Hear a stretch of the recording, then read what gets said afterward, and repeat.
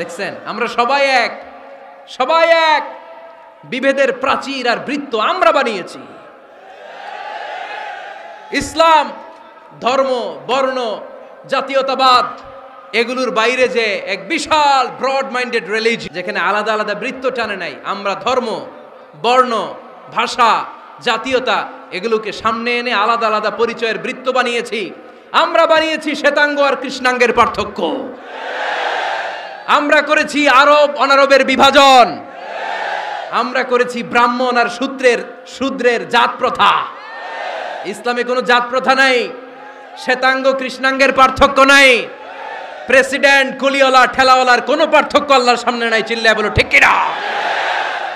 যার প্রমাণ, প্রেসিডেন্ট যখন নামাজে দাঁড়ায় তার পাশে রিকশাওয়ালাও নামাজে দাঁড়ায়, তার পাশে শিক্ষকও নামাজে দাঁড়ায়, তার পাশে ব্যবসায়ী ভাই নামাজে দাঁড়ায়, তার পাশে ছোট্ট ছেলেটাও নামাজে দাঁড়ায়। আল্লাহর সামনে গোটা সব বিশ্বের মানুষগুলোরে এক কাতারে দাঁড় করিয়ে দিয়েছে কে? কোনো পার্থক্য নাই। এই পার্থক্য, বিভেদের প্রাচীর আমরা ভেঙেছি। এই বিভেদের প্রাচীরকে ভেঙে গুড়িয়ে দিতে হবে। আমরা মানুষকে মানুষ হিসেবে কনসিডার করি না। দেখলেই বলি কোন দল করেন, দেখলেই বলি কোন পীরের মুরিদ, দেখলেই বলি কোন দল করেন।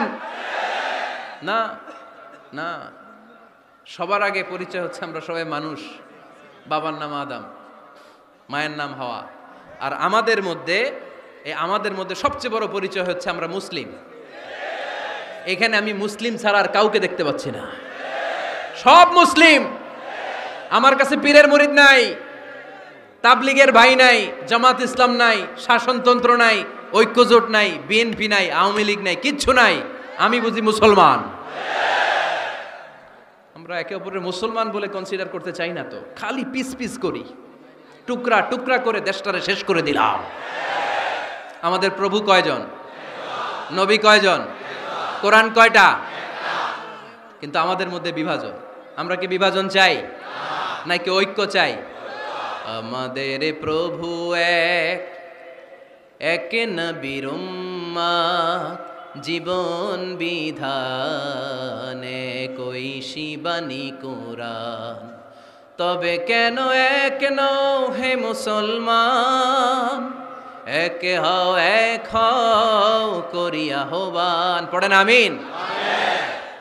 বাইতুল্লাহ এক, মদিনা শরীফ এক, উহুদ পাহাড় এক, বদরের মাঠ এক। ঠিক কি না?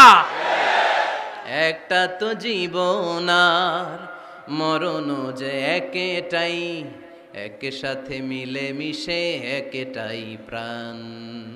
তবে কেন এক নও হে মুসলমান? এক হও, এক হও করিয়া আহ্বান। পড়েন আমিন। বিভেদের প্রাচীর আর দেয়ালকে ভেঙে দেওয়ার জন্য এই যুবক ছেলেগুলাই যথেষ্ট। ঠিক কি না? আমার বাংলাদেশকে মাদক মুক্ত করার জন্য, ইফটিজিং মুক্ত করার জন্য, সুদ মুক্ত করার জন্য, যৌতুক মুক্ত করার জন্য আমার ফেনীর কলিজার টুকরা যুবকেরাই যথেষ্ট।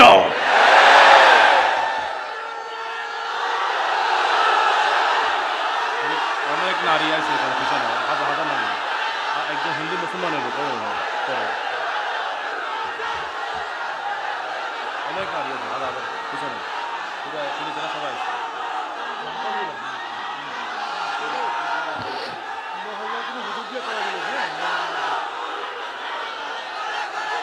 মাশাআল্লাহ, মাশাআল্লাহ, মাশাআল্লাহ।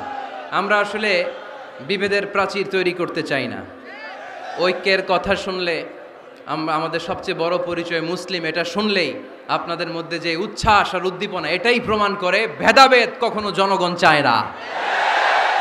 মুসলিম তৌহিদি জনতার হৃদয়ের ভেতরে ভেদাভেদ নাই, হিংসা নাই, বিদ্বেষ নাই। আমাদের আসল পুঁজি ভালোবাসা। আমাদের আসল পুঁজি কি? এই ভালোবাসা দিয়ে আমরা বিশ্ব জয় করতে চাই। ঠিক কি না? পারা যাবে মুসলমান? আর সব নেতাগুলো কোরআনের পক্ষে থাক, আমরা চাই কি চাই না? বাংলার 56,000 বর্গ মাইলের প্রতিটা ইঞ্চি মাটি কোরআনের ঘাঁটি হোক, আমরা চাই কি চাই না? আমরা এই বাংলাদেশে কোরআনের ঘাঁটি করতে চাই। আমরা ইসলামকে বিজয়ী শক্তি হিসেবে দেখতে চাই। ঠিক কি না? ইসলাম হিন্দু ধর্মের মতো গদবাঁধা কোনো ধর্ম নয়। আমাদের মসজিদ এটা গির্জা, প্যাগোডা, সিনাগগ আর গুরুদুয়ারার মতো যে কোনো ইবাদতগাহ নয়। আমাদের মসজিদগুলো আমাদের সামাজিক ঐক্যের কেন্দ্রবিন্দু। আমাদের ইসলাম হচ্ছে আমাদের জীবন চালানোর মেথোডোলজি। কেমন করে এই লাইফটা সুন্দর হবে, স্মুথ হবে, তার সব নির্দেশনা কোরআনের ভেতরে আছে না নাই? এজন্য বিষ্ণু বললেন, খবরদার কারো ঘরে যাওয়ার আগে সালাম দাও, পাশাপাশি অনুমতি চাও। এক সাহাবী দাঁড়িয়ে বললেন, ইয়া রাসূলুল্লাহ, ইয়া হাবিবাল্লাহ, আমার ঘরে আমরা কেবল দুইজন থাকি, দুইটা ঘর। এক ঘরে থাকে আমার আম্মা, আরেক ঘরে থাকে আমি। আফাস্তাদিনু আলা উম্মি, আমি কি আমার মায়ের ঘরে ঢোকার আগে অনুমতি নেওয়া লাগবে নাকি? নবী হে, দুইটা রুম আমার ঘরে, এক রুমে আমি, আরেক রুমে আমার মা। আফাস্তাদিনু আলা উম্মি, আমার মায়ের ঘরে যাওয়ার আগে অনুমতি নেওয়া লাগবে? আনা খাদিমুহা, আমি তো তার খেদমত করি, মায়ের ঘরে যাইতে অনুমতি লাগবে? বিশ্বনবী বললেন, নাম ইস্তাযিন আলাইহা, হ্যাঁ অবশ্যই মায়ের ঘরে ঢোকার আগে অনুমতি নিয়ে ঢুকবা। সুবহানাল্লাহ পড়বেন না? সাহাবী বললেন, ইয়া রাসূলুল্লাহ, তিনি তো আমার মা, অনুমতি লাগবে কেন? বিশ্বনবী বললেন, আতুহিব্বু আন তারাহা উরিয়ানাতান, ও সাহাবী, তুমি কি তোমার মাকে উলঙ্গ দেখতে পছন্দ করো নাকি? সাহাবী বললেন, না, কশিন কালেও নয়, আমি কখনো আমার মারে উলঙ্গ অবস্থায় দেখতে পছন্দ করব না। বিশ্বনবী বললেন, তাহলে অবশ্যই অনুমতি নিয়ে ঢুকবা। যদি মারে উলঙ্গ দেখতে মনে না চায় তাহলে ঢুকবা, কারণ ঘরের ভিতরে কে কখন কোন পরিস্থিতিতে থাকে তার কোনো হিসাব আছে? এজন্য সালাম দিবেন, নক করবেন, অনুমতি চাইবেন, তখন নিজেকে নিজে ভিতরে যারা আছে, মহিলা হোক পুরুষ হোক, সামলে নিবে, গুছিয়ে নিবে, তারপরে আপনাকে ঢুকার ব্যবস্থা করে দিবে, ঠিক কিনা? তাহলে মায়ের ঘরে ঢুকতে হলে যদি অনুমতি লাগে, তাহলে বোনের ঘরে ঢোকার আগে অনুমতির দরকার আছে না নাই? আমার পাশের ঘর হচ্ছে আমার ভাইয়ের ঘর, ভাইয়ের ঘরে ঢোকার আগে অনুমতির দরকার আছে না নাই? কাজিন, চাচাতো বোন, খালাতো বোন, চাচাতো ভাই, খালাতো ভাই, পাশের ঘরের ভাবি, পাশের বাড়ির মানুষ, এদের ঘরে ঢোকার আগে অনুমতির প্রয়োজন আছে না নাই? খবরদার, খবরদার, এটা কবিরা গুনাহ। This is my first message to the people of Feni tonight. আজ রাতে ফেনীবাসীদের কাছে আমার প্রথম মেসেজ হচ্ছে, কারো ঘরে যাওয়ার আগে অ্যাপয়েন্টমেন্ট নিয়ে যাব। কখন তার সাথে দেখা করব, আগে অ্যাপয়েন্টমেন্ট নিয়ে যাব, তারপরে যে দরজার বাইরে দাঁড়িয়ে পারমিশন চাইবো, মানে অনুমতি নিব, তারপরে সালাম দিব, এরপরে ঘরে ঢুকবো। পারা যাবে? ইনশাল্লাহ পড়তে পারবেন না আওয়াজ করে? আজকে আলোচনার বিষয় হচ্ছে সূরাতুল হুজুরাত। সূরার নাম কি? হুজুরাত। এটা মাদানী সূরা। কি সূরা? এটা কোরআনের 49 নম্বর সূরা। কত নম্বর সূরা? এই সূরায় মোট আয়াত আছে 18টি। কয়টি?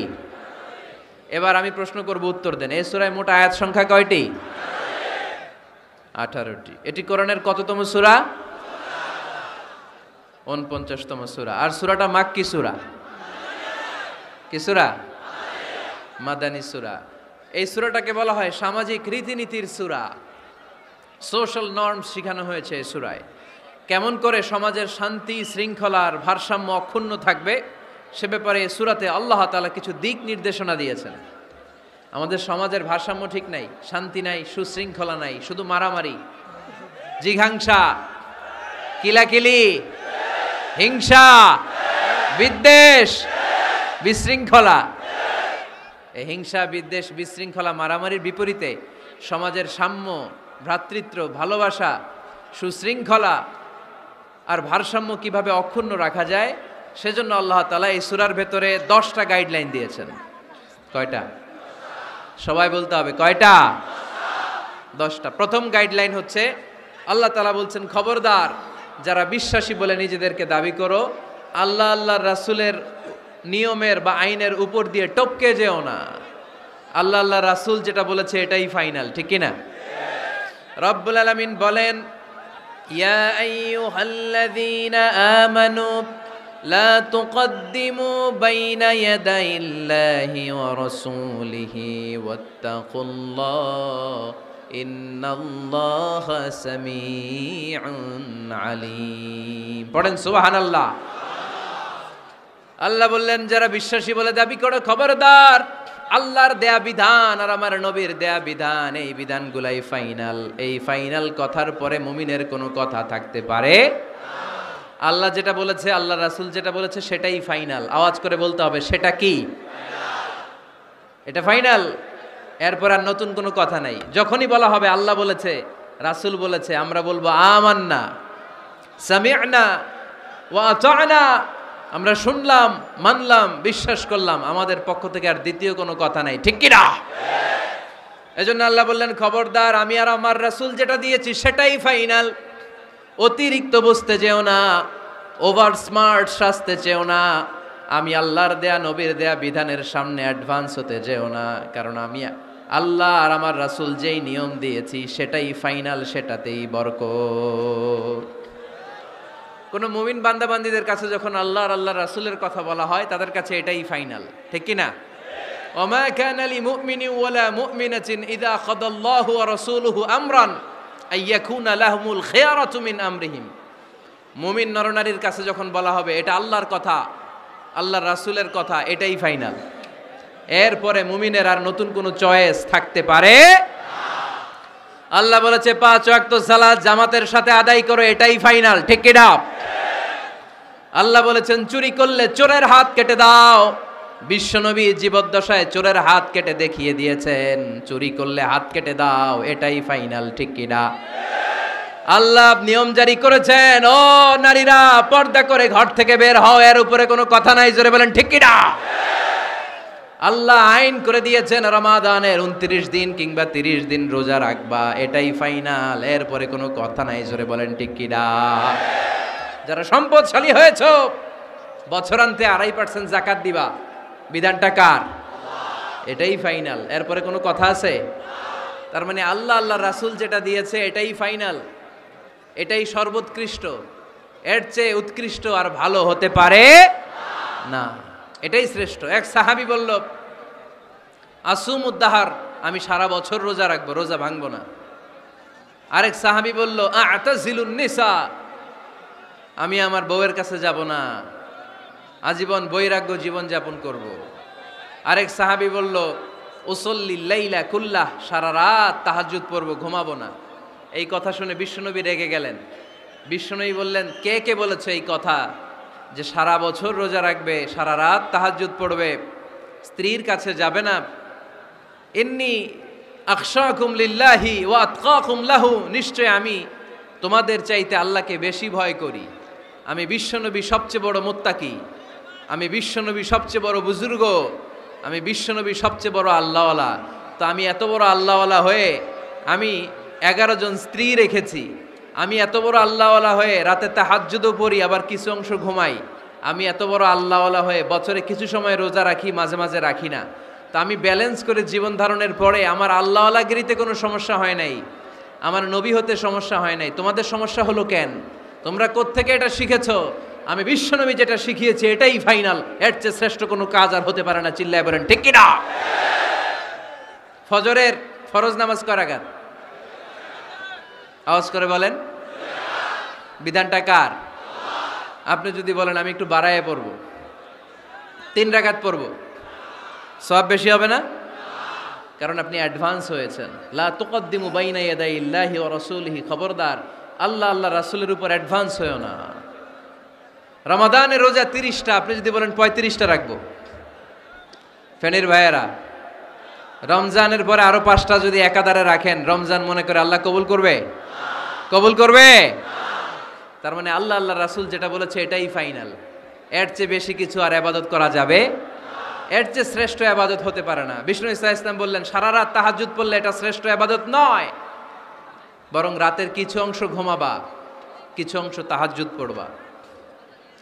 আইয়ামুল বীজের রোজা রাখবা, সোম আর বৃহস্পতিবার রোজা রাখবা, আরাফার রোজা রাখবা, আশুরার রোজা রাখবা, শাওয়ালের 6 রোজা রাখবা।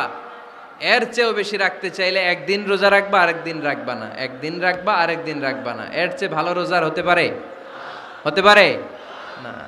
আল্লাহর হাবিব সাল্লাল্লাহু আলাইহি ওয়াসাল্লাম বললেন, সেই শ্রেষ্ঠ যে স্ত্রীদের সাথেও মেলামেশা করে, আবার ইবাদতও করে। ইসলামের মধ্যে ভারসাম্য আছে না নাই? তাহলে বোঝা গেল আল্লাহর হাবিব সাল্লাল্লাহু আলাইহি ওয়াসাল্লাম আল্লাহর সবচেয়ে কাছের, তিনি সবচেয়ে বড় মুত্তাকি। ফেনীবাসী আওয়াজ করে বলেন তো, আমার নবীর চাইতে বড় মুত্তাকি হওয়া যাবে? আমার নবীর চাইতে বড় আল্লাহওয়ালা হওয়া যাবে? নামাজ কেমন করে পড়তে হয় এটা নবী শিখায় গিয়েছেন, এর চেয়ে বেশি কিছু করা যাবে? জিকির কেমন করে করতে হয় এটা বিশ্বনবী শিখিয়ে গিয়েছেন কি জান নাই? বিশ্বনবীর শিখানো পন্থার বাইরে নতুন পন্থায় জিকির করা যাবে? তাহলে আল্লাহ এবং আল্লাহ রাসূল যা শিখিয়েছে এটাই ফাইনাল। আল্লাহ রাসূলের কথার উপরে আমরা দ্বিতীয় কোনো কথা বলতে চাই না। এটা হচ্ছে 1 নাম্বার গাইডলাইন। সমাজে যদি শান্তি আনতে চান এই গাইডলাইন মানতে হবে। বিশ্বাসীদের জন্য 2 নাম্বার গাইডলাইন হচ্ছে লা তারফাউ আসওয়াতাকুম ফাওকা সাউতিন নবী। খবরদার ওহে বিশ্বাসীরা, নবীর কণ্ঠের চাইতে যেন তোমাদের কণ্ঠ উঁচু হয়ে না যায়। আপনারা কথা শুনতেছেন? মনোযোগ আছে না গেছে? বনু তামিম গোত্রের নেতা কে হবে? আল্লাহর হাবিব সাল্লাল্লাহু আলাইহি ওয়াসাল্লাম পরামর্শ করছিলেন। সাইয়েদনা আবু বকর বললেন, আমার মতামত হচ্ছে এই লোকটা নেতা হলে ভালো হয়, যোগ্য লোক। ওমরে ফারুক বললেন, না, উনি না। আবু বকর যেটা বলেছে ওইটা না, আমার মনে হয় এই লোকটা নেতা হলে ভালো হয়। আবু বকর বললেন, না ওমর তুমি বুঝো না, আমি যারে বলছি সে ভালো। ওমরে ফারুক বলে, না আবু বকর, আমি যাকে বলেছি সে ভালো। এরকম মতামত দিতে দিতে, তর্ক করতে করতে বিশ্বনবীর গলার চাইতে সাহাবীদের গলার আওয়াজ বড় হয়ে গিয়েছে। আল্লাহ এটা আরশের উপর থেকে বরদাস্ত করে নাই। আল্লাহ বলেছেন, খবরদার, লা তারফাউ আসওয়াতাকুম ফাওকা সাউতিন নবী। নবীর কণ্ঠের চাইতে তোমাদের কণ্ঠ যেন উঁচু হয়ে না যায়। আমার নবীকে আমি তোমাদের বন্ধু বানিয়েছি, তোমাদের কাছে রেখেছি, তার মানে এই নয় যা মন চায় তাই নবীর সাথে আচরণ করবা, ঠিক কি না? কখনো যেন নবীর কণ্ঠের চাইতে কণ্ঠ উঁচু হয়ে না যায়। যদি নবীর গলার আওয়াজের চাইতে তোমাদের গলার আওয়াজ উঁচু হয়ে যায়, তোমাদের জীবনের সব নেক আমলগুলোকে আমি বাতিল করে দেব। আল্লাহ ধমক দিয়ে বললেন, খবরদার, ইয়া আইয়ুহাল্লাযীনা আমানু লা তারফাউ আসওয়াতাকুম ফাওকা সাউতিন নবী ওয়ালা তাজহারু লাহু বিল কওলি কাজহারি বা'দিকুম লিবা'দিন আন তাহবাতা আ'মালুকুম ওয়া আনতুম লা তাশউরুন। পড়েন সুবহানাল্লাহ। আল্লাহ বললেন, খবরদার, আমার নবীর কণ্ঠের চাইতে যেন তোমাদের কণ্ঠ উঁচু হয়ে না যায়। আমার হাবিবের কণ্ঠের চাইতে তোমাদের কণ্ঠ যদি উঁচু হয়ে যায়, বেয়াদবি হয়ে যাবে, ফলে তোমাদের সব নেক আমল বাতিল করে দিবে কে? এই আয়াত নাজিল হওয়ার পরে সাহাবারা কেউ বিশ্বনবীর সামনে এসে বড় গলায় কথা বলে না, আস্তে আস্তে বলে। কেমনে বলে? ওমরে ফারুক এই আয়াত শুনে এত ভয় পেলেন, তিনি বিশ্বনবীর কাছে কোনো কথা নিয়ে আসলে ফিস ফিস করে বলতেন। বিশ্বনবী শুনতে পেতেন না, বলতেন, এই ওমর কি বলছো, বুঝি নাই, জোরে বলো। ওমরে ফারুক সাউন্ড বাড়িয়ে জোরে বলতেন। বিশ্বনবী বলতেন, এই কি বলেছো, এদিকে আসো, জোরে বলো। আমি শুনতে পাচ্ছি না, ওমর আরো জোরে বলো। ওমরে ফারুক আবার একটু সাউন্ড বাড়িয়ে আবার বলতে আরম্ভ করতেন। বিশ্বনবী বলতেন, আমি শুনতে পাচ্ছি না, জোরে বলো। সুবহানাল্লাহ পড়েন। ভয়ে আন তাহবাতা আ'মালুকুম ওয়া আনতুম লা তাশউরুন। খবরদার, নবীর কণ্ঠের চাইতে যদি কণ্ঠ উঁচু হয়ে যায়, সব নেক আমল বাতিল করে দিবে কে? আপনারা যারা হজ উমরা করেছেন, হজ আর উমরা করতে পেরেছেন কারা কারা দেখি? মাশাআল্লাহ। যারা করতে পারি নাই আমরা, আমাদেরকেও যেন আল্লাহ তাআলা তৌফিক দান করে, আমরা পড়ি আমিন। আমরা যেন কাবার চারপাশে তাওয়াফ করতে পারি, সাফা মারওয়ায় যেন সাই করতে পারি, আল্লাহর হাবিব সাল্লাল্লাহু আলাইহি ওয়াসাল্লামের কবরের সামনে দাঁড়িয়ে যেন আমরা সালাতু সালাম পাঠ করতে পারি। আওয়াজ করে পড়তে হবে আমিন। বিশ্বনবী সাল্লাল্লাহু আলাইহি ওয়াসাল্লামের কবরের উপরে এই আয়াতটা লেখা, যে আয়াত নিয়ে আমি এখন আপনাদের সামনে আলোচনা করছি। লা তারফাউ আসওয়াতাকুম ফাওকা সাউতিন নবী। দেখছেন না হাজী সাহেবরা, দেখে আসছেন না? আপনি যখন মসজিদে নববীতে নামাজ পড়বেন, আল্লাহর হাবিব সাল্লাল্লাহু আলাইহি ওয়াসাল্লামের কবর জিয়ারতের জন্য যখন রওনা হবেন, সর্বপ্রথম বাম দিকে পড়বে রাউদাতুম মিন রিয়াদিল জান্নাহ। এই জায়গাটা হলো দুনিয়ার বুকে জান্নাতের বাগান সমূহ থেকে একটা বাগান। আপনি হাঁটতে থাকবেন, হাঁটতে হাঁটতে রাউদাতুম মিন রিয়াদিল জান্নাহ পার হওয়ার পরে বাম দিকে পড়বে বিশ্বনবীর কবর। বিশ্বনবীর কবরের সামনে দাঁড়িয়ে কোনো উম্মত সহ্য করতে পারে নাকি? ধৈর্য ধারণ করতে পারে নাকি? আজীবন যেই নবীর কথা শুনলাম, আজীবন যেই নবীর হাদিস চর্চা করলাম, আজীবন যেই নবীর ভালোবাসা হৃদয়ের মধ্যে ধারণ করলাম, ওই নবী নাকি এই জায়গায় শোয়া, ওই নবী নাকি এখানে শুয়ে আছে। এটা কল্পনা করলে কোনো উম্মাত ধৈর্য ধারণ করতে পারে? কলিজাটা ছিঁড়ে খান খান হয়ে যায়, চিৎকার দিয়ে নবীরে ডাক দিতে মনে চায়। কিন্তু আল্লাহ বলেছেন খবরদার, কবরের উপরে এই আয়াতটা লেখা, লা তারফাউ আসওয়াতাকুম ফাওকা সাউতিন নবী, খবরদার এটা নবীর দরবার, এখানে বড় গলায় চিৎকার চেঁচামেচি করে কোনো আওয়াজ করা যায় না। চিল্লায় বলেন ঠিক কি না? এজন্য আল্লাহ বললেন লা তারফাউ আসওয়াতাকুম ফাওকা সাউতিন নবী, খবরদার নবীর কণ্ঠের চাইতে যেন কণ্ঠ উঁচু হয়ে না যায়। এই আয়াতের হুকুম আল্লাহর হাবিব সাল্লাল্লাহু আলাইহি ওয়াসাল্লামের জীবদ্দশা অবস্থায় যেমন ছিল ঠিক এখনো এটারে বলবৎ রেখেছে কে? তাই ওইখানে আল্লাহর হাবিব সাল্লাল্লাহু আলাইহি ওয়াসাল্লামের কবরের সামনে বুক ফেটে কান্না আসে, আমার নবী, আমার পেয়ারা নবী এখানে, পেয়ারা রাসূল শুয়ে আছে, এটা জেনেও আমি চিৎকার দিতে পারি না, আমি হই হুল্লোড় করতে পারি না, আমি লাফাতে পারি না, আমি শুধু চোখের পানি ছেড়ে আমার নবীরে সালাম পাঠাতে পারি। ঠিক কিনা? এই আয়াতের হুকুম শুধু নবীর ক্ষেত্রেই প্রযোজ্য নয়, আব্বা আম্মার ক্ষেত্রেও প্রযোজ্য। আব্বা আম্মার সামনে দাঁড়িয়ে বড় গলায় কথা বলা যাবে? উস্তাদ আল আসাতেজা যারা আমাদেরকে শিখিয়েছেন তাদের সামনে বড় গলায় কথা বলা যাবে না। আধ্যাত্মিক গুরু, ইসলামী আন্দোলনের নেতা, ধর্মীয় নেতা, ওনাদের সামনেও চোখ রাঙিয়ে কথা বলা যাবে না। চিল্লায় বলেন ঠিক কিনা? লা তারফাউ আসওয়াতাকুম ফাওকা সাউতিন নবী। আদব নাই সমাজে, আদব নাই, এজন্য এত মহা সমস্যা। তাহলে প্রথম মেসেজ হচ্ছে আল্লাহ আল্লাহর হাবিব যা বলেছেন ওইটাই ফাইনাল, ওইটার উপরে কোনো কথা আছে? দ্বিতীয় মেসেজ হচ্ছে নবীর দরবারে দাঁড়িয়ে বড় গলায় কথা বলা যাবে।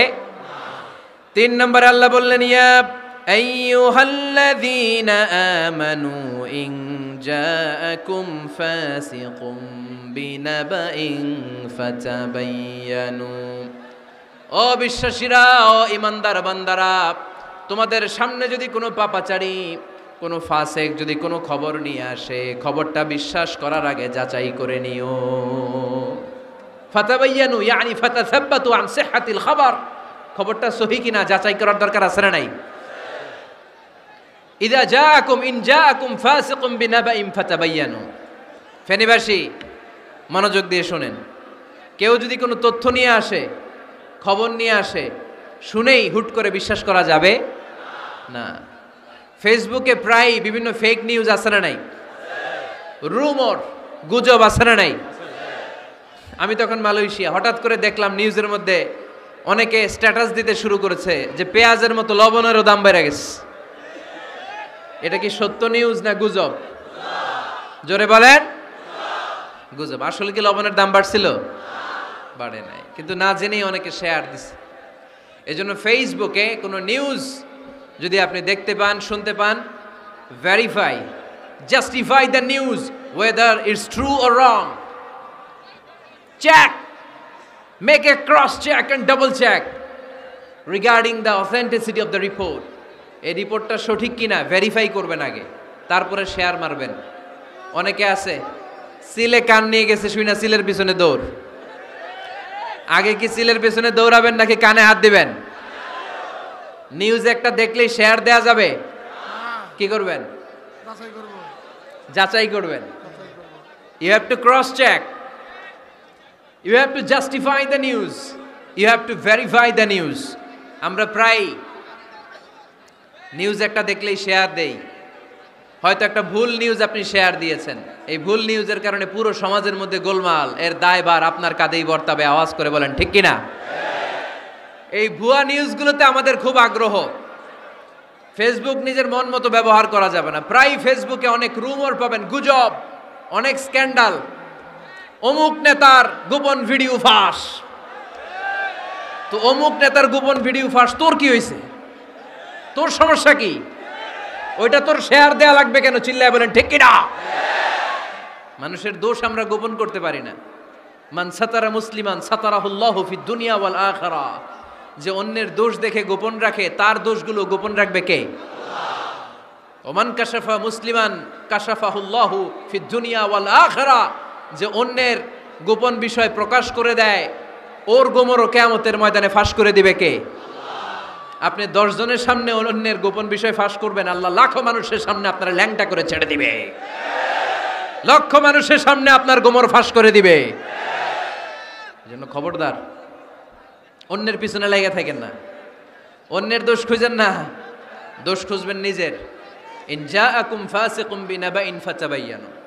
মুমিন কোন তথ্য, কোন সংবাদ, কোন রিপোর্ট কিংবা নিউজ শুনলেই বিশ্বাস করে না।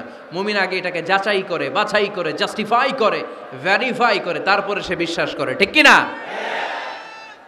আল্লাহর হাবিব সাল্লাল্লাহু আলাইহি ওয়াসাল্লাম বনুল মুস্তালাকের যুদ্ধে জয়লাভ করলেন। হারিস ইবনে মিরার বনুল মুস্তালাকের নেতা। শুনতেছেন আপনারা? কষ্ট হচ্ছে? আচ্ছা। হারিস ইবনে মিরার বললেন, ইয়া রাসূলুল্লাহ, আমরা ইসলাম ধর্ম গ্রহণ করলাম, কি কি নিয়ম মানতে হবে? আল্লাহর হাবিব সাল্লাল্লাহু আলাইহি ওয়াসাল্লাম বললেন, সালাত পড়বে, যাকাত দিবে। উনি বললেন, তাহলে যাকাত নেন। আল্লাহর হাবিব বললেন, না, এই তো মাত্র কালিমা পড়ে মুসলমান হলে হালানিল হাউল, 1 বছর অতিক্রান্ত হওয়ার পরে যাকাত দিবে। আল্লাহর হাবিব সাল্লাল্লাহু আলাইহি ওয়াসাল্লাম মদিনায় ফিরে আসলেন। 1 বছর পর আল ওয়ালিদ ইবনে উকবা রাদিয়াল্লাহু তাআলা আনহুকে পাঠালেন, যাও বনুল মুস্তালাকের 1 বছর পূর্ণ হয়েছে, যাকাতের সম্পদ নিয়ে আস। এইদিকে হারিস ইবনে মিরার যাকাতের সম্পদ নিয়ে, সৈন্যবাহিনী নিয়ে, নবীর দূত আসবে যাকাত কালেকশনের জন্য, ওনার জন্য মেহমানদারিতে কোনো ঘাটতি না হয়, ওয়েল রিসিপশন দেওয়ার জন্য এলাকা থেকে বের হয়ে মরুভূমির সামনে দলবল নিয়ে দাঁড়িয়ে। ওয়ালিদ ইবনে উকবা যখন যাকাতের সম্পদ কালেক্ট করার জন্য বনুল মুস্তালাকের ওদিকে যেতে শুরু করেছে, এলাকায় ঢোকার আগেই দেখে বনুল মুস্তালাকের লোকেরা ঘোড়সাওয়ার বাহিনী দাঁড়ায় আছে। এই দৃশ্য দেখে ওয়ালিদ ইবনে উকবা মনে করেছে বনুল মুস্তালিক মনে হয় তাকে হত্যা করার জন্য দাঁড়িয়ে রয়েছে। আসলে কি হত্যার জন্য দাঁড়ায় আছে? কি জন্য দাঁড়ায় আছে? ওয়েলকামিং রিসিপশন দেওয়ার জন্য। উনি ভয় পেয়ে অ্যাবাউট টার্ন, তথ্য যাচাই না করে মনে করছে আমারে মারবে, ধরবে, about turn, return back to Medina. মদিনায় চলে গেলেন, যে বলে, ইয়া রাসূলুল্লাহ, বনুল মুস্তালিক যাকাত দেওয়া তো দূরের কথা, এগুলো তো সব কাফের হয়ে গেছে। ইয়া রাসূলুল্লাহ, ওরা তো মনে হয় কাফের হয়ে গিয়েছে, যাকাত প্রদান করা তো দূরের কথা, মারার জন্য সৈন্যবাহিনী নিয়ে অ্যাটাক করেছে। বিশ্বনবী রেগে গেলেন। খালিদ বিন ওয়ালিদের নেতৃত্বে 1000 সৈন্যবাহিনী পাঠিয়ে বললেন, যাও বনুল মুস্তালিক অ্যাটাক করো, বনুল মুস্তালিকে অভিযান চালাও। আল্লাহ বললেন, নবী অভিযান পরে চালান। ইন জাআকুম ফাসিকুম বিনাবাইন ফাতাবায়ানু। সুবহানাল্লাহ পড়েন। নবী হে, অভিযান পরে চালান। তথ্য যে নিয়ে আসছে ওয়ালিদ, এটা সত্য কিনা আগে যাচাই করেন। সে যে তথ্য আপনাকে সরবরাহ করেছে, এই তথ্য সঠিক নয়, সে ভুয়া তথ্য দিয়েছে, সে ভুল বুঝেছে, এখানে মিসআন্ডারস্ট্যান্ডিং হয়েছে। আপনি 1000 সৈন্যবাহিনী পাঠাবেন না। আপনার 1000 সৈন্যবাহিনী যে যদি বনুল মুস্তালিককে অ্যাটাক করে, তাহলে এই অ্যাটাকে কোনো ক্ষয়ক্ষতি হলে সবটার দায়ভার আপনার কাঁধেই বর্তাবে। চিল্লায় বলেন ঠিক কিনা? আমার নবীকে শিখানোর মাধ্যমে আল্লাহ তাআলা আমাদেরকে শিখা যাবে না। আগে যাচাই বাছাই করার দরকার আছে না নাই? আছে। আপনার বন্ধু এসে বলল, আরে দোস্ত তুমি এইখানে, ভাবিরে তো দেখলাম বাজারে আরেক লোকের সাথে ঘুরতেছে। আপনি রেগে মেগে আগুন, অফিস থেকে বাসায় যায় বউরে কিল, আইজো মায়ের কাইলো মায়ের, এরকম হতে পারে না? আপনার বন্ধু হয়তো আপনার ওয়াইফের মতো আরেকজন মহিলাকে দেখেছে, এটা হতে পারে কি পারে না? আপনার ওয়াইফকে জিজ্ঞেস করেন নাই, ক্রস চেক করেন নাই, না করেই আপনি ঝগড়া মারামারি শুরু করে দিয়েছেন। এই ছোট্ট ঝগড়া থেকে বিচ্ছেদের দিকে, ডিভোর্সের দিকেও যেতে পারে, এরকম আছে না নাই?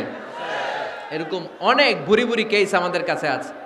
নিউজ যাচাই না করে, গুজব আর রুমর যাচাই না করে সিদ্ধান্ত নিয়েছে, পরে মাথার মধ্যে চাপড়ায়, নিজের কপালে নিজে চাপড়ায়, এরকম আছে না নাই?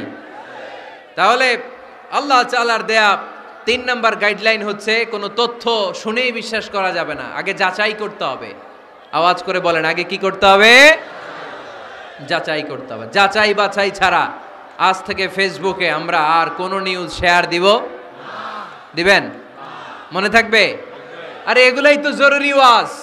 কবরের ওয়াজ তো অনেক শুনছি, জান্নাত জাহান্নামের ভয় আর জান্নাতের নাজ নেয়ামত তো অনেক শুনেছি।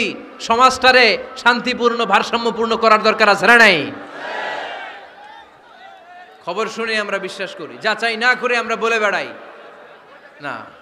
যাচাই না করে, নিশ্চিত না হয়ে আজ থেকে কোনো নিউজ আমরা ফেসবুকে শেয়ার দিব না।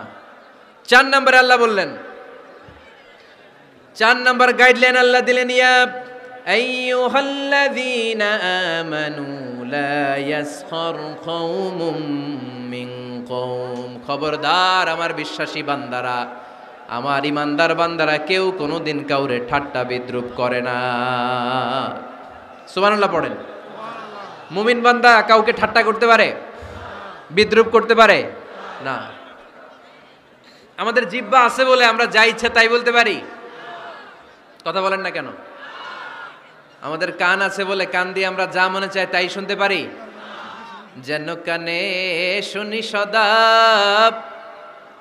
তোমার কালাম, হে খোদা চোখে যেন দেখি শুধু কোরআনের আয়াত, শোনো আমার মুনাজাত, শোনো শোনো ইয়া ইলাহি আমার মুনাজাত, শোনো আমার মুনাজাত। সবাই আওয়াজ করে পড়েন আমিন। লা ইয়াসখার কওমুন মিন কওম, মুমিন বান্দা কখনো অন্য কাউকে ঠাট্টা করবে না। আমার কোনো ভাই মনে কষ্ট পায়, এরকম কোনো ঠাট্টা বিদ্রুপ খোঁচা মেরে পোক মেরে কথা বলা যাবে না। এটা তার চেহারা নিয়ে না, তার পেশা নিয়ে না, তার বংশ নিয়ে না, তার পরিবার নিয়ে না। তার বাবা চুরি করেছে, আমি কি বলতে পারবো তুই চোরের ঘরের চোর? বলে কি বলে না? কেউ একটু মোটা হইলে কয় তুই মোটুর ঘরের মোটু, চোখে কম দেখলে কয় তুই কানার ঘরের কানা। আছে না নাই? না না, স্টপ, থামেন, অনেক হয়েছে, আর না, এগুলো বলা যাবে না। কারো আকৃতি নিয়ে খোটা দেয়া, ঠাট্টা করা, এটা স্বয়ং আল্লাহর সাথে ঠাট্টা করার শামিল, ঠিক কিনা? কারো নাক যদি ছোট হয়, এরে কয় বোচা, তোর নাক বোচা। ফেনীতে আপনারা কি বলেন? হ্যাঁ, তো এই যে যার নাক বোচা হয়েছে ও কি নিজে বানাইছে? যার নাক খাড়া এটা বানাইছে কে? যে কালো বানাইছে কে? সাদা শুভ্র বানাইছে কে? তার মানে কারো আকৃতি নিয়ে যদি আপনি ঠাট্টা করেন, স্বয়ং আল্লাহর সাথে ঠাট্টা করলেন। কারণ কেউ কারো চেহারা বানানোর দায়িত্ব পায় নাই। মাতৃগর্ভে থাকতেই আমাদের চেহারার আকৃতিগুলো দান করেছে কে? হুয়াল্লাযী ইউসাউইরুকুম ফিল আরহামি কাইফা ইয়াশা লা ইলাহা ইল্লা হুয়াল আজিজুল হাকীম। তিনি এমন সত্তা, তোমরা যখন তোমাদের মায়ের পেটের ভেতরে ছোট্ট একটা ভ্রূণ কণা ছিলা, তখনই তোমাদের চেহারার আকৃতি দিয়েছে কে? মায়ের পেটে থাকতেই কে ছেলে হবে, কে মেয়ে হবে, কে সুশ্রী হবে, কে শ্যামলা হবে, কার নাক লম্বা হবে, কারটা খাটো হবে, এগুলো ফিক্স করে রেখেছে কে? এজন্য কখনো কারো চেহারা, কারো আকৃতি নিয়ে ঠাট্টা বিদ্রুপ করা যাবে না। কারণ এই চেহারা আমরা বানাই নাই, বানাইছে কে? প্রত্যেককে যদি আল্লাহ তাআলা প্রত্যেকের নিজের চেহারা ডিজাইন দেওয়ার সুযোগ দিত, তাহলে আমরা আমাদের চেহারা কি এরকম বানাইতাম? কি করতাম? আপনাকে যদি আপনার চেহারা তৈরি করার ডিজাইন আল্লাহ দিত, যে তুমি যেমন মনে চাই নিজের চেহারাটার ডিজাইন দাও, কেমন বানাতেন নিজেকে? কথা বলেন, কয়েকজন বলেন না? হ্যাঁ, সবচাইতে সুন্দর, সবচাইতে সুন্দর করে আমি আমার অবয়বটাকে তৈরি করতাম। কোন নারীকে যদি তার চেহারার ডিজাইন তৈরি করার সুযোগ আল্লাহ দিতেন, সে নারী তাকে বিশ্ব সুন্দরী করে তৈরি করত, ঠিক কিনা? এটা আল্লাহ আমাদেরকে দেয় নাই, এটা আল্লাহ তাআলা নিজ হাতে রেখেছে, নিজে করেছে। তাই কারো আকৃতি নিয়ে ব্যঙ্গ করলে স্বয়ং আল্লাহর সাথে ব্যঙ্গ করার শামিল, চিল্লায় বলেন ঠিক কিনা? সাইয়েদনা ইবনে মাসউদ রাদিয়াল্লাহু তাআলা আনহুর পায়ের নলা ছিল চিকন। হাদিসে এসেছে দাকিকুস সাকাইন, ওনার পা দুইটা ছিল চিকন। খেজুর পাড়ার জন্য ইবনে মাসউদ রাদিয়াল্লাহু তাআলা আনহু যখন খেজুর গাছে উঠলেন, সাহাবারা সাইয়েদনা ইবনে মাসউদের পা দেখে হাসাহাসি শুরু করে দিল। বিশ্বনবী বললেন, খবরদার খবরদার, ইবনে মাসউদের চিকন পা দেখে তোমরা হেসো না। ইবনে মাসউদের চিকন পা দেখে তোমরা হাসো। কিয়ামতের ময়দানে ইবনে মাসউদের এই চিকন পা গুলো যদি মিজানের পাল্লায় রেখে দেওয়া হয়, এই পা দুইটার ওজন উহুদ পাহাড়ের চেয়ে ওজনওয়ালা হয়ে যাবে। এজন্য খবরদার, জিহ্বা আছে বলে যে কোনো কমেন্ট করবেন না। এই আবার কি হইছে, দেখ আওয়াজ কেন? হ্যাঁ, আর কি দেখবেন? এখনই তো বিদায় নেব আমি, চুপ করেন না এবার, থামেন। জিহ্বা আছে বলেই যে কোনো ধরনের মন্তব্য করা যাবে না। আল্লাহর হাবিব সাল্লাল্লাহু আলাইহি ওয়াসাল্লাম বলেছেন, মাইয়াদমান লি মা বাইনা লিহিয়াইহি ওয়া মা বাইনা রিজলাইহি আদমান লাহুল জান্নাহ। ও আমার উম্মতেরা, তোমাদের মধ্য থেকে কেউ যদি আমাকে 2টা অঙ্গের গ্যারান্টি দেয়, কয়টা অঙ্গের? সবাই বলতে হবে, কয়টা? আমার কোন উম্মত যদি আমাকে 2টা অঙ্গের গ্যারান্টি দেয় যে তারা এই 2 অঙ্গের পাপ করবে না, আমি তাদেরকে জান্নাতের গ্যারান্টি দেই। 1 নম্বরে মা বাইনা লিহিয়াইহি, 2 চোয়ালের মাঝখানে যা থাকে মানে জিহ্বা। আমার কোন উম্মত যদি আমারে গ্যারান্টি দেয় জিহ্বা দিয়ে কোনো মিথ্যা বলবে না, কাউরে বাজে কথা বলবে না, ঠাট্টা বিদ্রূপ করবে না, জিহ্বা দিয়ে যে এই পাপ কাজগুলো হয় এগুলো করবে না, আর 2 রানের মাঝখানে যে অংশ আছে লজ্জাস্থান, এই 2টা অঙ্গের গ্যারান্টি যদি আমার কোন উম্মত আমারে দেয়, আমি আমার ওই উম্মতকে জান্নাতের গ্যারান্টি দিয়ে দেব।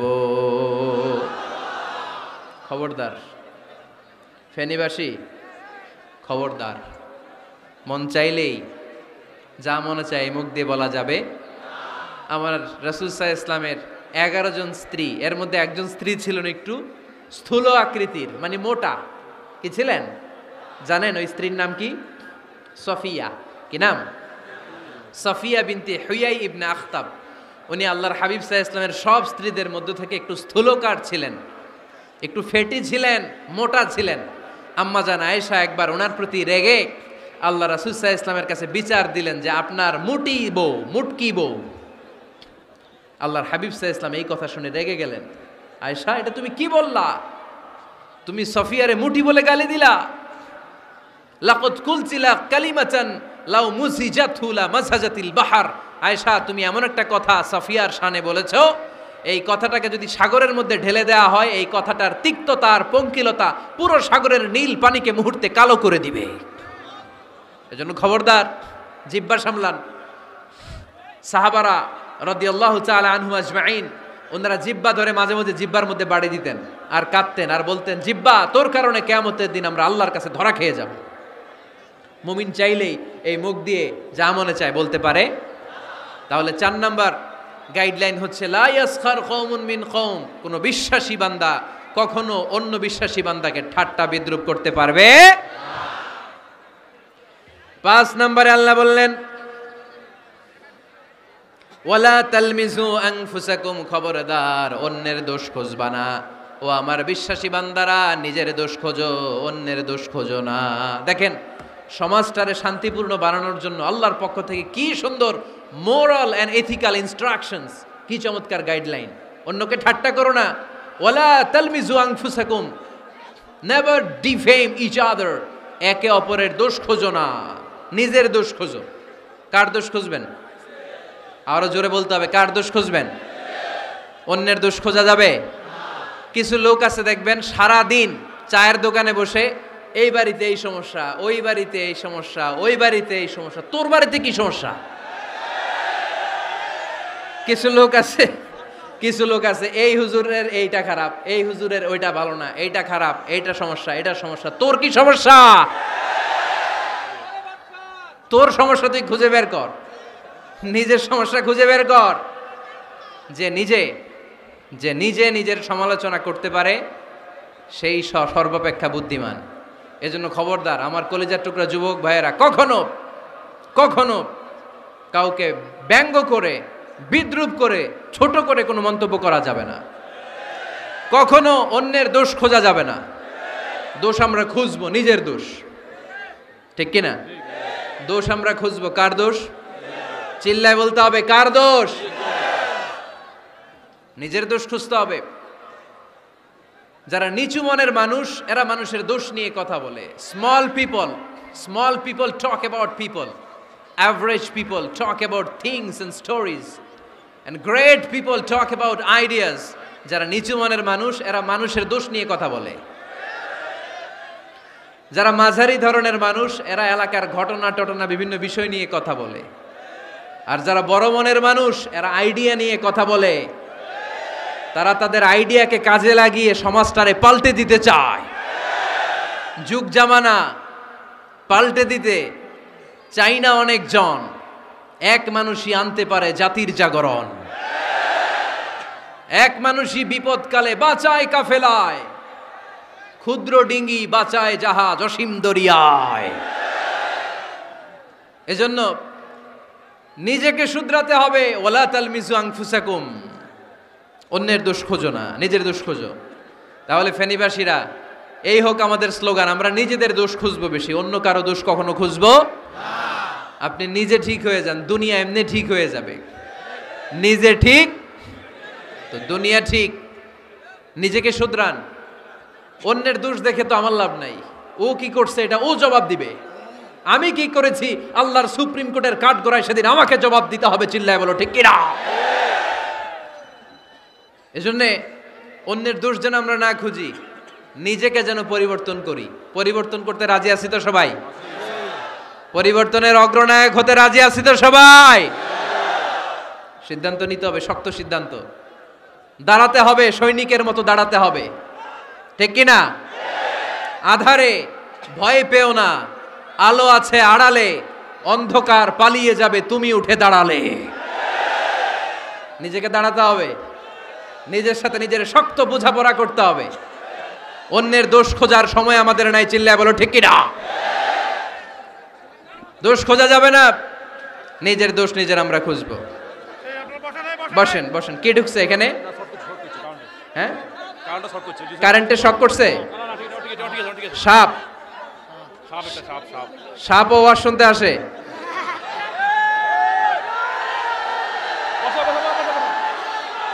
মাশাআল্লাহ। এইখানে এখানে শ্রোতা হিসেবে আছে বীর মুজাহিদ, মেরে ফেলছে এটারে। ঠিক আছে ঠিক আছে ঠিক আছে, বসেন।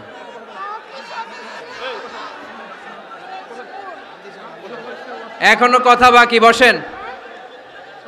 একটা আওয়াজ হবে না, একটা আওয়াজ হবে না। আবার আওয়াজ হয় এখানে। তাহলে ফেনীর ভাইয়েরা, অন্যের দোষ খুঁজবে না, নিজের দোষ খোঁজা যাবে? যাবে যাবে? ক্লান্ত হয়ে গেছেন? কষ্ট হচ্ছে? তারপরে 7 নম্বরে আল্লাহ বললেন, ওয়ালা তানাবাজু বিল আলকাব, ওয়ালা তানাবাজু বিল আলকাব। এই ছেলেরা, আমি এখনই উঠে যাব, বিদায় নিচ্ছি, বসো। বসেন ভাই, বসেন।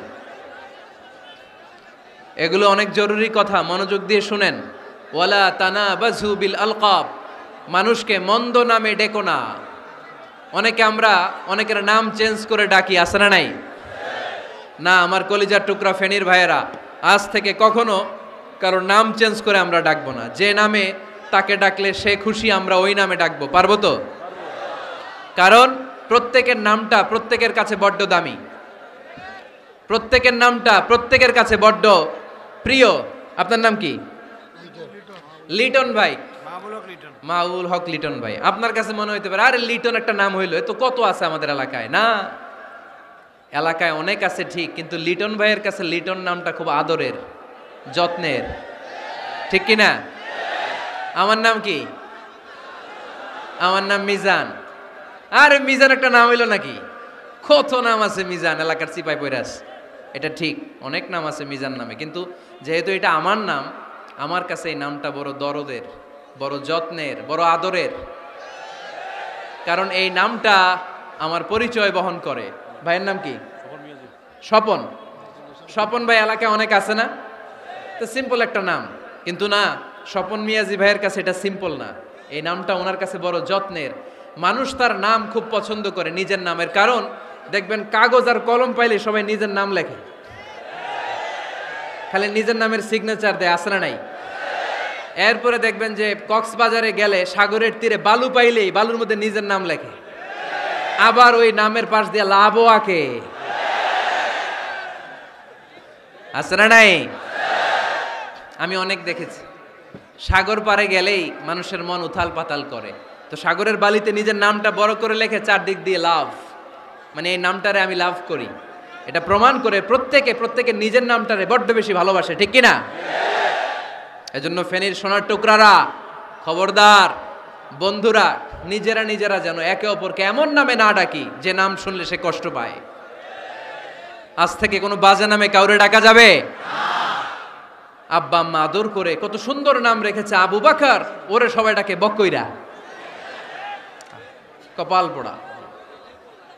আব্বা আম্মা নাম রেখেছে আবু ওয়াক্কাস, ওরে ডাকে আক্কাইচা।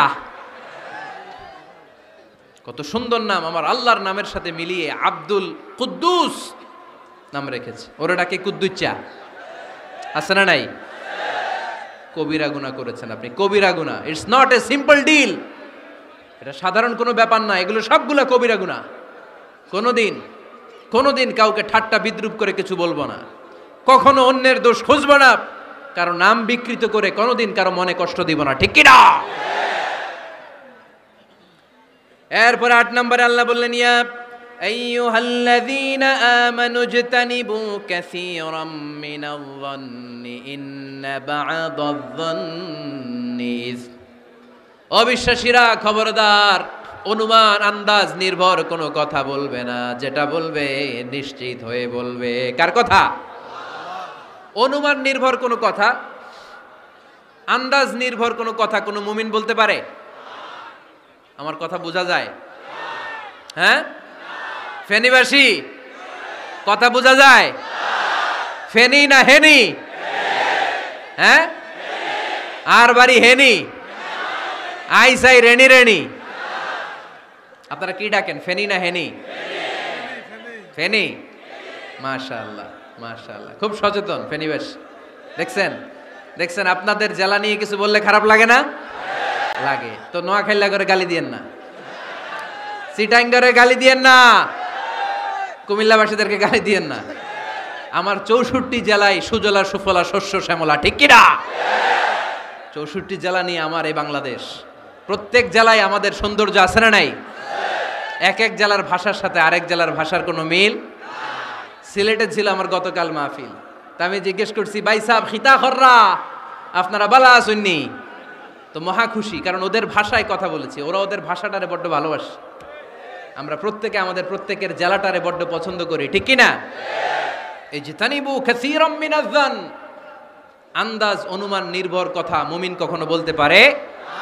এজন্য আল্লাহর হাবিব বললেন, ইয়াকুম ওয়ায-যন ফাইন্নায-যন্না কাযাবুল হাদিস। খবরদার, তোমাদের উচিত আন্দাজ অনুমান নির্ভর কথা থেকে বেঁচে থাকা, কেননা অনুমান করে কথা বললে পাপ হয়। অনুমান করে কথা বললে কি হয়? আজকে থেকে আমার ফেনীর সোনার টুকরারা অনুমান করে আন্দাজে কোনো কথা বলবো আমরা? বলবো না। ধারণা করে কিছু বলবো না, আর ধারণা করলেও ভালো ধারণা করব। কি ধারণা? রাস্তা দুইটা, একটা পজিটিভ আর একটা নেগেটিভ। মুমিন পজিটিভ ধারণা করে, মুমিন কখনো নেগেটিভ ধারণা করে না। তাহলে কোন দিকে যাব, পজিটিভ না নেগেটিভ? আওয়াজ করে, পজিটিভ না নেগেটিভ? যারা মুনাফিক এরা ইয়াত্তাবিউনা ইল্লা যান ওয়া ইন্না যান্না লা ইউগনি মিনাল হাক্কি শাইআ। যারা মুনাফিক এরা আন্দাজ অনুমান নির্ভর মানুষের ব্যাপারে কথা বলে, আর আন্দাজ অনুমান কখনো সত্যের বিকল্প হতে পারে না। আন্দাজ অনুমান কখনো সত্যের বিকল্প হতে পারে? এজন্য দৃষ্টিভঙ্গি বদলান, জীবনকে বদলায় দিবে কে? আমরা কখনো কোনো নেগেটিভ কথা বলবো না, অলওয়েজ পজিটিভ। অলওয়েজ কি? এই যে আমার হাতে কি দেখা যায়? পানির বোতল, তাই না? এখানে অর্ধেক পানি ভরাস। কাউকে যদি প্রশ্ন করি, ভাই কি দেখতে পাচ্ছেন, একদল বলবে এখানে অর্ধেক বোতল খালি দেখা যায়। উত্তরটা সঠিক, আসলে বোতলের অর্ধেক খালি। আবার এদিকে আরেকজনকে বললাম, ভাই এখানে কি দেখা যায়, বলবে হুজুর বোতলের অর্ধেক পানি ভরা। এটাও সঠিক উত্তর। প্রথমটা ছিল নেগেটিভ উত্তর, দ্বিতীয়টা পজিটিভ উত্তর, ঠিক কি না? যারা সবসময় নেগেটিভ চিন্তা করে এরা খালি জায়গাটা দেখছে যে পানি নাই, আর যারা সবসময় পজিটিভ চিন্তা করে এরা পানি যে ভর্তি অর্ধেক ওইটা দেখছে। আমরা নেগেটিভের দিকে যাব না, মুসলমান থাকবে সব সময় always positive. Come back positive, not go back negative. চিল্লায় বলতে হবে, ঠিক কি না? কখনো আন্দাজ অনুমান নির্ভর আমরা কিছু বলবো না। 9 নাম্বার, একেবারে শেষের দিকে চলে আসছে। 9 নাম্বার আল্লাহ বললেন, খবরদার, ওয়ালা তাজাসসু, গোয়েন্দাগিরি করো না। গোয়েন্দাগিরি করা হারাম। গভর্নমেন্ট যে গোয়েন্দা বিভাগ রেখেছে এটা না, এটা দেশের আইন শৃঙ্খলা বজায় রাখার জন্য এটা জরুরি। আল্লাহর হাবিব সাল্লাল্লাহু আলাইহি ওয়াসাল্লামেরও নিজস্ব গোয়েন্দা ছিল, কিন্তু আমরা যে নিজেরা গোয়েন্দাগিরি করি এটারে হারাম ঘোষণা করেছে কে? অনেকে আছে দেখবেন জানলা একটা খোলা থাকলে উকি মারে। আলহামদুলিল্লাহ ফেনীতে এগুলা নাই।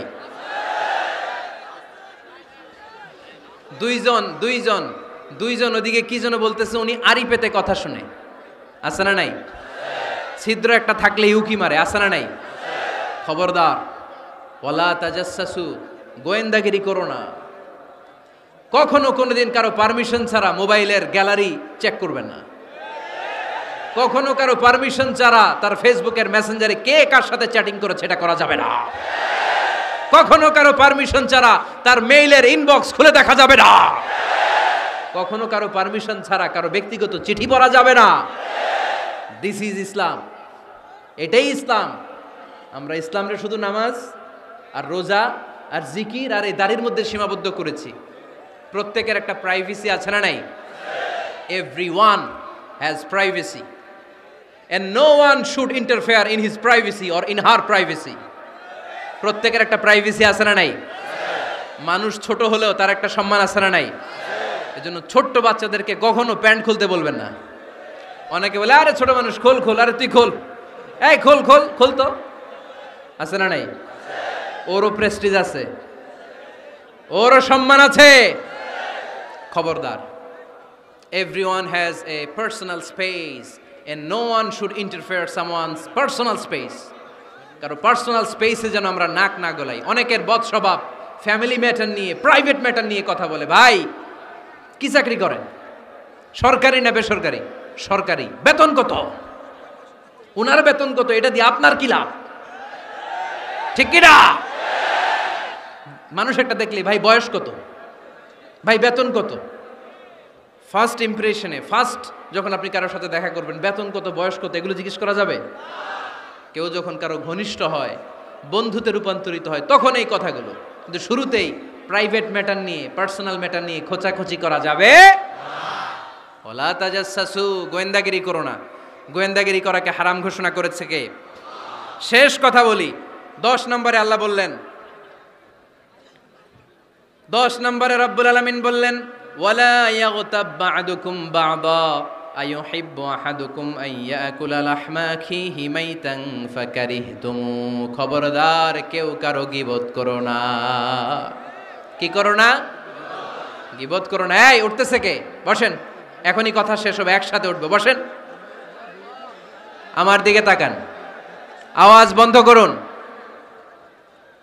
একে অপরের গীবত করো না। ব্যাকবাইটিং, চুগলখড়ি, আলহামদুলিল্লাহ ফেনীতে এগুলা নাই। আহা, চায়ের দোকানে বসে এর কথা ওর কানে, ওর কথা ওর কানে বইলা সমাজ একটা গিরিঙ্গি লাগায়, আছে না নাই? আল্লাহর হাবিব বললেন আতাদরুনা মাল গীবা, গীবত কারে বলে জানো নাকি? সাহাবীরা বললেন আল্লাহু ওয়া রাসূলুহু আ'লামু, আল্লাহ আল্লাহর রাসূল ভালো জানেন। বিশ্বনবী বললেন যিকরুকা আখাকা বিমা ইয়াকরাহু, তোমার কোনো ভাইয়ের অনুপস্থিতিতে তার ব্যাপারে এমন কোনো কথা বলা যেই কথা শুনলে সে মনে কষ্ট পাবে। গীবত কারে বলে বুঝছেন? আপনার ভাইয়ের অনুপস্থিতিতে আপনার ভাইয়ের ব্যাপারে এমন কোনো কথা বললেন যেটা শুনলে সে মনে কষ্ট পাবে। এক সাহাবী বললেন আফারাইতা ইন কানা ফি আখি মা আকুল, নবী আমি আমার ভাইয়ের ব্যাপারে যেটা বলছি এটা যদি সত্যিই হয়, তার মধ্যে যদি আসলেই এই সমস্যা থাকে, তাইলে? আল্লাহর হাবিব বললেন আরে তাইলেই তো গীবত। আর যদি তোমার ভাইয়ের মধ্যে এই দোষ না থাকে, বানায় বলো, তাহলে এটা গীবত না, গীবতের চেয়ে ভয়ঙ্কর। ফাকাত বাহাত্তাহু, এটার নাম বহতান আর মিথ্যা অপবাদ। চিল্লায় বলেন ঠিক কি না? কোন মুমিন গীবত করতে পারে? গীবত করার মৃত ভাইয়ের পচা গোশত খাওয়ার সমান। কোন মুমিন কখনো গীবত করতে পারে? এখন হালাল পন্থায় গীবত চলে আমাদের দেশে। কিভাবে জানেন? কথা শুরু করে এইভাবে, কথা বললে তো গীবত হয়ে যায়, বললে তো গীবত হয়ে যায়, তারপরেও বলি একটু, আছে না নাই? হালাল পন্থায় গীবত কি কমু ভাইজান, বললে তো গীবত হয়ে যায়। হালাল করতেছে এটা, হালাল হালাল হালাল না, বললে যদি গীবত হয়ে যায় তো বলবেন কেন? থামেন। কোন মুমিন কখনো গীবত করতে পারে? মেরাজের রাতে আল্লাহর হাবিব সাল্লাল্লাহু আলাইহি ওয়াসাল্লাম দেখলেন কিছু লোক লাহুম আযফারুন মিন নুহাস, তামার আগুন দিয়ে নখ বানানো, নখর ধারালো, ইয়াখদাশুনা বিহি উজুহাহুম ওয়া সুদুরাহুম, তারা তাদের নখ দিয়ে জাহান্নামে নিজের গালের গোশতগুলো, বুকের গোশতগুলো ছিঁড়ে ছিঁড়ে খাচ্ছে, আর তাদের ব্যথা যন্ত্রণা দেখে পুরো জাহান্নামের অন্য লোকরা থারথার করে কাঁপছে। আল্লাহর হাবিব বললেন, ইয়া জিবরিল মান হুম মান হাউলা, এরা কারা? সাইয়েদনা জিবরিল বললেন, হুম আহলুল গীবাতি মিন উম্মাতিক, এরা আপনার উম্মতের মধ্যে চায়ের দোকানে বসে বসে যারা গীবত করেছিল তারা। এজন্য কোন মুমিন গীবত করতে পারবে না। অন্যের গীবত আমরা করব না, দোষ খুঁজলে নিজের দোষ খুঁজবো। এই 10টা গাইডলাইন এই ফেনী জেলায় যদি কালকে থেকে ইমপ্লিমেন্ট হয়, আপনাদের কি মনে হয় ফেনীর কোনো এলাকাতে, কোনো থানাতে মারামারি, বিশৃঙ্খলা এগুলো থাকবে? থাকবে? সব শেষে আল্লাহ তাআলা আমাদেরকে ঐক্যবদ্ধ হওয়ার কথা বললেন। আল্লাহ 5 বার বিশ্বাসীদেরকে ডাক দিলেন, 6ষ্ঠবারে আল্লাহ দুনিয়ার সবাইরে ডাক দিলেন, আস্তিক নাস্তিক হিন্দু বৌদ্ধ এদেরকে ডেকে আল্লাহ শেষ করলেন। শেষ কথা শুনতে মনে চায়? এতক্ষণ আল্লাহ বলছে ইয়া আইয়ুহাল্লাযীনা আমানু, এর মানে কি? ওহে ঈমানদারগণ। এবার আল্লাহ ডাক দিছে ইয়া আইয়ুহান নাস। এবার আল্লাহ কি বলে ডাক দিছে? আওয়াজ করে বলতে হবে, কি বলে?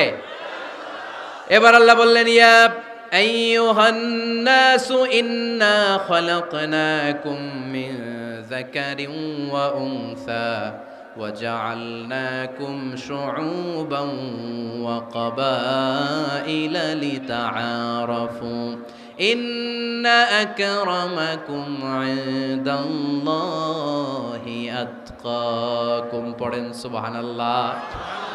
আল্লাহ ডেকে বললেন ইন্না খালাকনাকুম মিন যাকারিন ওয়া উনসা, ও বিশ্বাসীরা, এটা বলে ডাকে নাই, ও মানব সকল, নিশ্চয় আমি তোমাদেরকে এক নারী আর এক পুরুষ থেকে তৈরি করেছি। ওই পুরুষের নাম কি? ফেনীবাসী আওয়াজ করে বলেন আদম আলাইহিস সালাম। আর ওই নারীটার নাম কি? এই দুইজন থেকে গোটা পৃথিবী। তার মানে আসলে আমরা সব এক। আসলে কি?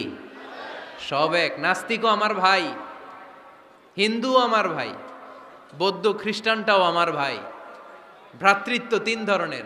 একটা হচ্ছে মায়ের পেটের ভাই, এটাকে আরবিতে বলে আল উখুয়া আন নাসাবিয়্যা, মায়ের পেটের ভাই, উনি আমার মায়ের পেটের ভাই। আরেকটা আছে আল উখুয়া দ্বীনিয়া, দ্বীনি ভাই। এই যে আমরা সবাই এখানে একে অপরের কি ভাই? দ্বীনি ভাই। 3 নম্বরে হচ্ছে আল উখুয়া আল ইনসানিয়া, মানবতার দিক থেকে ভাই। সে দৃষ্টিকোণ থেকে হিন্দু আমার ভাই, বৌদ্ধ আমার ভাই, কারণ সেও মানুষ আমিও মানুষ। আমাদের সবার বাবার নাম কি? কথা কয় না? আদম আলাইহিস সালাম। সবার মায়ের নাম কি? দেখছেন, আমরা সবাই এক, সবাই এক। বিভেদের প্রাচীর আর বৃত্ত আমরা বানিয়েছি। ইসলাম ধর্ম, বর্ণ, জাতীয়তাবাদ এগুলোর বাইরে যে এক বিশাল ব্রড মাইন্ডেড রিলিজিয়ন, যেখানে আলাদা আলাদা বৃত্ত টানে নাই। আমরা ধর্ম, বর্ণ, ভাষা, জাতীয়তা এগুলোকে সামনে এনে আলাদা আলাদা পরিচয়ের বৃত্ত বানিয়েছি।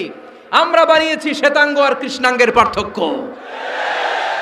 আমরা করেছি আরব অনারবের বিভাজন। আমরা করেছি ব্রাহ্মণ আর শূদ্রের জাত প্রথা। ইসলামে কোনো জাত প্রথা নাই, শ্বেতাঙ্গ কৃষ্ণাঙ্গের পার্থক্য নাই, প্রেসিডেন্ট কুলিওয়ালা ঠেলাওয়ালার কোনো পার্থক্য আল্লাহর সামনে নাই। চিল্লায় বলো ঠিক কিনা? যার প্রমাণ, প্রেসিডেন্ট যখন নামাজে দাঁড়ায় তার পাশে রিকশাওয়ালাও নামাজে দাঁড়ায়, তার পাশে শিক্ষকও নামাজে দাঁড়ায়, তার পাশে ব্যবসায়ী ভাই নামাজে দাঁড়ায়, তার পাশে ছোট্ট ছেলেটাও নামাজে দাঁড়ায়। আল্লাহর সামনে গোটা সব বিশ্বের মানুষগুলোরে এক কাতারে দাঁড় করিয়ে দিয়েছে কে? কোনো পার্থক্য নাই। এই পার্থক্য, বিভেদের প্রাচীর আমরা ভেঙেছি। এই বিভেদের প্রাচীরকে ভেঙে গুড়িয়ে দিতে হবে। আমরা মানুষকে মানুষ হিসেবে কনসিডার করি না। দেখলেই বলি কোন দল করেন, দেখলেই বলি কোন পীরের মুরিদ, দেখলেই বলি কোন দল করেন। না না, সবার আগে পরিচয় হচ্ছে আমরা সবাই মানুষ। বাবার নাম আদম, মায়ের নাম হাওয়া। আর আমাদের মধ্যে সবচেয়ে বড় পরিচয় হচ্ছে আমরা মুসলিম। এখানে আমি মুসলিম ছাড়া আর কাউকে দেখতে পাচ্ছি না। সব মুসলিম। আমার কাছে পীরের মুরিদ নাই, তাবলিগের ভাই নাই, জামাত ইসলাম নাই, শাসনতন্ত্র নাই, ঐক্যজোট নাই, বিএনপি নাই, আওয়ামী লীগ নাই, কিচ্ছু নাই। আমি বুঝি মুসলমান। আমরা একে অপরের মুসলমান বলে কনসিডার করতে চাই না তো, খালি পিস পিস করি, টুকরা টুকরা করে দেশটারে শেষ করে দিলাম। আমাদের প্রভু কয়জন? নবী কয়জন? কোরআন কয়টা? কিন্তু আমাদের মধ্যে বিভাজন। আমরা কি বিভাজন চাই নাকি ঐক্য চাই? আমাদের প্রভু এক, এক নবীর উম্মত, জীবন বিধানে কই শিবানী কোরআন। তবে কেন এক নও হে মুসলমান, এক হও এক হও করিয়া আহ্বান। পড়েন আমিন। বাইতুল্লাহ এক, মদিনা শরীফ এক, উহুদ পাহাড় এক, বদরের মাঠ এক। ঠিক কি না? একটা তো জীবন আর মরণ যে একটাই, এক সাথে মিলে মিশে একটাই প্রাণ। তবে কেন এক নও হে মুসলমান, এক হও এক হও করিয়া আহ্বান। পড়েন আমিন। বিভেদের প্রাচীর আর দেয়ালকে ভেঙে দেওয়ার জন্য এই যুবক ছেলেগুলাই যথেষ্ট। ঠিক কি না? আমার বাংলাদেশকে মাদক মুক্ত করার জন্য, ইফটিজিং মুক্ত করার জন্য, সুদ মুক্ত করার জন্য, যৌতুক মুক্ত করার জন্য আমার ফেনীর কলিজার টুকরা যুবকেরাই যথেষ্ট।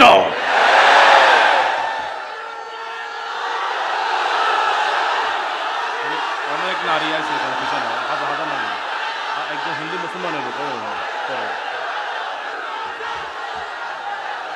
অনেক নারী আছে, হাজার হাজার পিছনে, সবাই আছে।